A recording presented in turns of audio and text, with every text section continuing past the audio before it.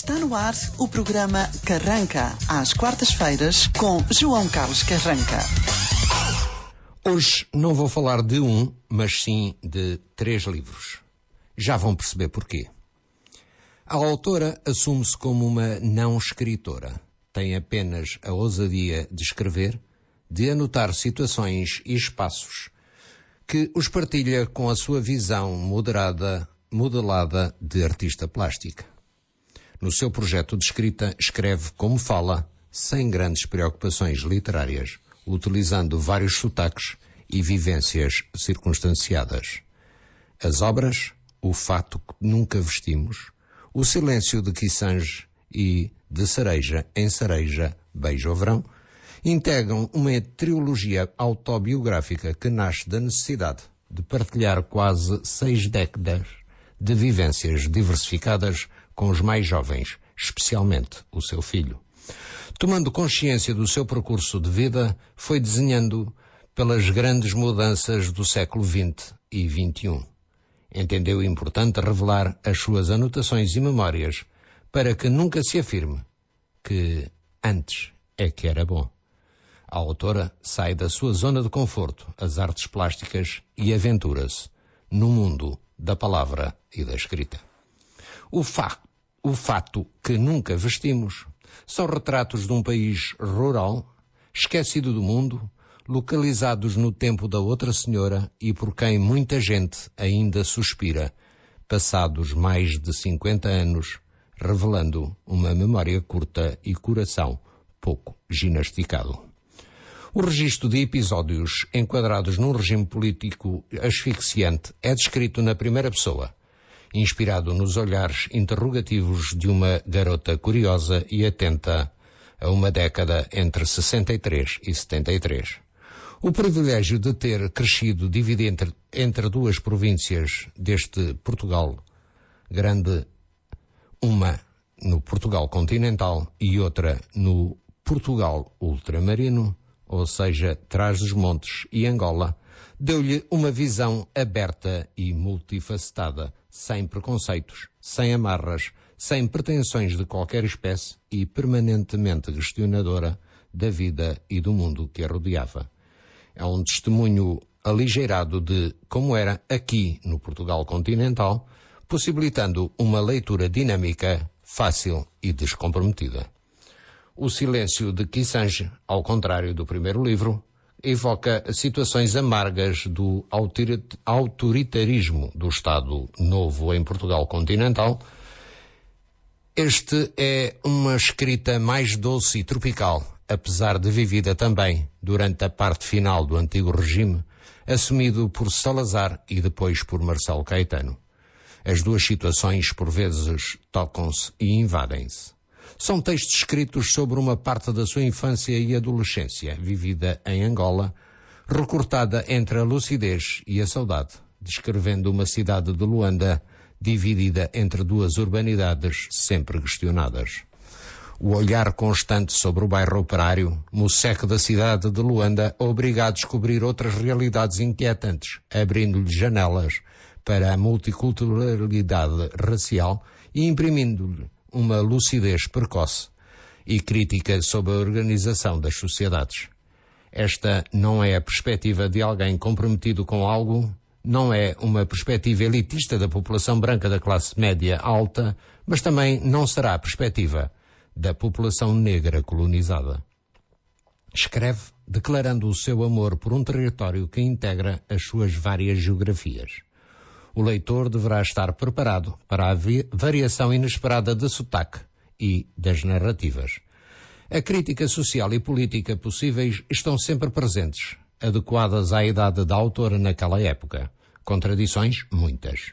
A narrativa flui fácil, doce, mas também rebelde e essencialmente questionadora, tal como a sua adolescência vivida na cidade de Luanda, em Angola. De Cereja em Cereja, Beijo o Verão, retrata Portugal depois da Revolução dos Cravos.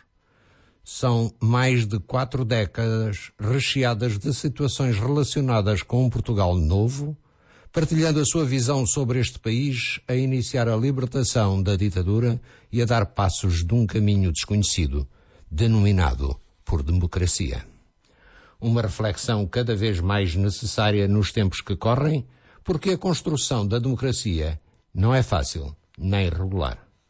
É frequente a alusão à Angola, comprovando a marca sentimental que deixou na autora, impossível de apagar, que se traduz com frequência na nostalgia e saudade.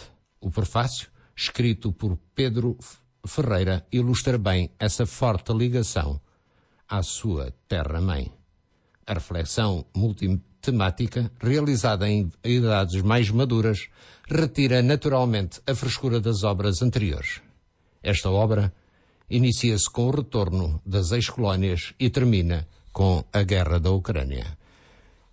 Este livro faz abordagens a assuntos polémicos que marcaram a sociedade portuguesa nestes últimos 50 anos. Para além da sua partilha de situações vividas, tenta sempre fazer o enquadramento citando narrativas oficiais ou jornalísticas para que possa conferir alguma isenção a este registro. Foi-me curioso ler o período passado na Universidade do Porto, já que me vi ali, pois fomos contemporâneos nos anos ali passados. A trilogia, segundo a autora, assistiu e viveu muitas mudanças sociais e políticas, sendo difícil selecionar o que escrever e partilhar, considerando falhas de memória, investigações incompletas e falta de informação escrita sobre alguns episódios. Cada um terá a sua história. Esta é a história de Anabela Queilhas.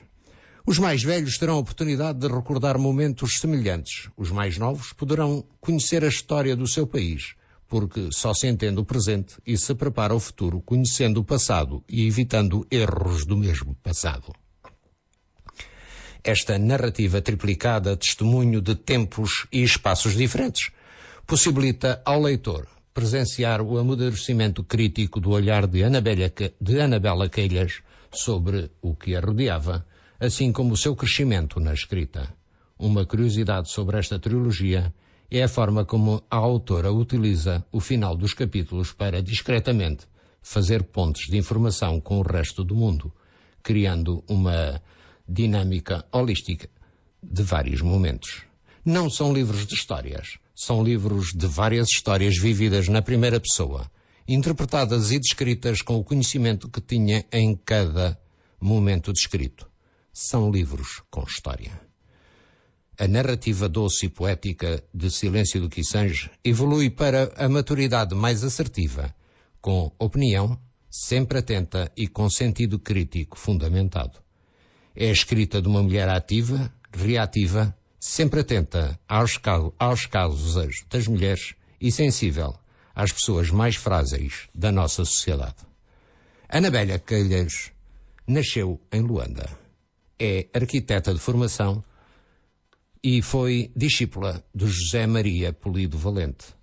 Desenvolve regularmente atividade relacionada com a arquitetura, sendo autora de mais de 60 obras construídas. Coordenou e acompanhou a execução de painéis de azulejos dos pintores Graça Moraes e Emerenciano Rodrigues. Professora profissionalizada do ensino básico e secundário. Autora de projetos pedagógicos e artísticos. 6 prémios a nível nacional. Exposições pedagógicas e registros digitais. Desenvolve regularmente atividade relacionada com a pintura, imitação de vitral, fotografia e artes gráficas, nomeadamente a ilustração. Pratica o exercício da escrita criativa e da poesia. Integra a Academia de Letras de Trás-os-Montes e participou nas coletâneas Vozes Transmontanas, Douro, um território de palavras, Palavras da Liberdade, 50 anos de Abril. Livros publicados, Contos Tradicionais Transmontanos, Cantares do Marão, A Poesia é uma Festa, A Agricultura na Ilha Terceira, do povoamento ao início do século XXI. Depois temos os livros da trilogia e como é bom ter amigos assim como eu tenho a amizade por Anabela Queilhas.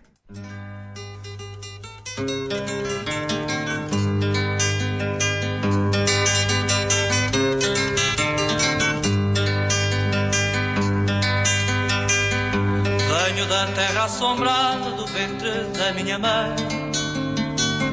Não pretendo roubar nada nem fazer mal a ninguém. Só quero que me é devido por me trazerem aqui, que eu nem sequer fui ouvido no ato de que nasci. Trago boca para comer e olhos para desejar. Tenho pressa de viver, que a vida é água a correr. Tenho pressa de viver,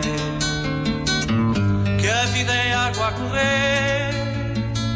Venho do fundo do tempo, não tenho tempo a perder.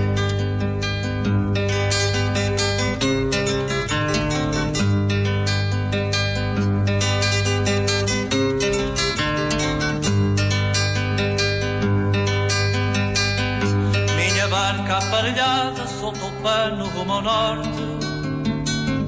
Meu desejo é passaporte para a fronteira fechada.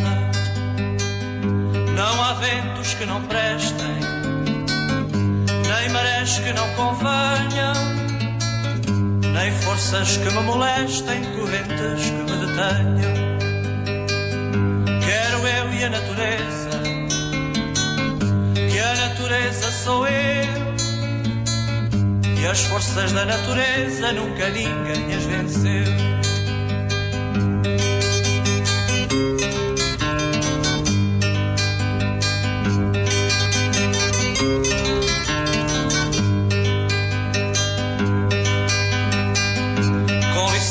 Com licença, que a barca se fez ao mar. Não há poder que me vença, mesmo morto e de passar. Não há poder que me vença, mesmo morto hei de passar. Com licença, com rumo à estrela polar.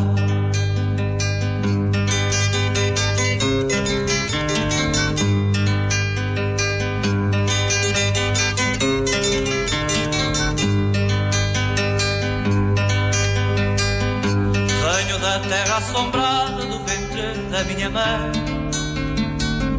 Não pretendo roubar nada nem fazer mal a ninguém. Só quero que me é devido por me trazerem aqui, que eu nem sequer fui ouvido no ato de que nasci.